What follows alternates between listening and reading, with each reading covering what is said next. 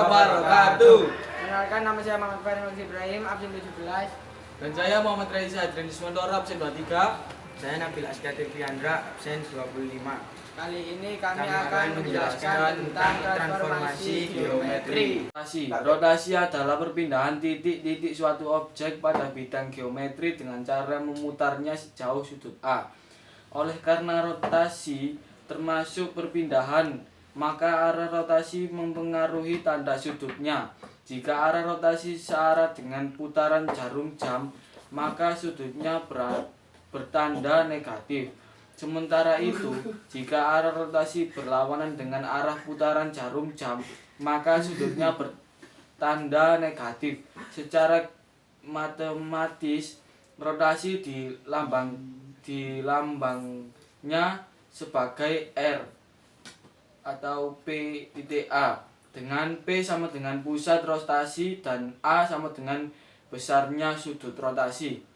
Selanjutnya, rumus-rumus dari rotasi 90 derajat searah jarum jam yaitu A X Y dirotasikan 90 derajat searah jarum jam sama dengan A aksen Y, min X.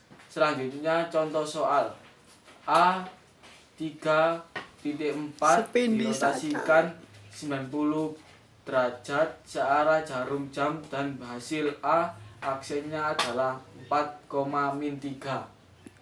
Ini adalah suatu transformasi yang mengubah ukuran untuk memperbesar atau memperkecil suatu bangunan, tetapi tidak mengubah bentuk bangunan yang bersangkutan. Dilatasi ditentukan oleh titik pusat dan faktor dilatasi atau faktor penggali. Adanya faktor penggali ini dapat membuat ukuran bayangan berbeda dengan benda atau ukuran bayangan tetap dan bentuknya tetap sama. Bangun yang diperbesar atau diperkecil dengan skala K dapat mengubah ukuran atau tetap ukurannya, tetapi tidak mengubah bentuk. Selanjutnya adalah rumus dilatasi. Dilatasi dengan pusat U 0,0 dan faktor skala K jika titik P, X, Y didilatasi terhadap titik pusat U 0,0 dengan faktor skala K, maka D U, K sama dengan P, X, Y, A aksen, P aksen, tutup kurung, KX, KY. Titik X dilatasi adalah 1. Bayangan titik P 5,2 jika dilatasikan oleh U,3 adalah arti dari titik P 5,2 dilatasikan oleh 0,3 adalah titik P didilatasikan terhadap titik pusat U 0,0 dengan faktor skala atau pembesaran 3 sama dengan D U, 3 sama dengan P tutup kurung 5,2 A aksen B aksen buka kurung 3 tutup kurung 5,3 buka kurung 2. Bayangan titik P 5,2 adalah P aksen 15,6. Adalah jenis transformasi geometri yang memindahkan setiap titik pada suatu bidang dengan menggunakan sifat bayangan cermin dari titik yang dipindahkan dalam refleksi. Bayangan yang ada di dalam cermin akan selalu sama dengan benda yang dicerminkan. Dengan demikian, pencerminan memiliki sifat yang sama dengan simetri lipat. Bayangan suatu Sifat-sifat refleksi yaitu sebuah ruang garis jika dicerminkan terhadap garis maka panjang bayangannya sama dengan panjang garis itu. Pada pencerminan titik atau garis yang tidak berpindah disebut titik atau garis invarian. Sebuah sudut dicerminkan terhadap sebuah garis mempunyai besar yang sama dengan sudut bayangan. Rumus refleksi misalnya suatu segitiga PQR dicerminkan terhadap sumbu Y diperoleh bayangan P aksen, Q aksen, R aksen.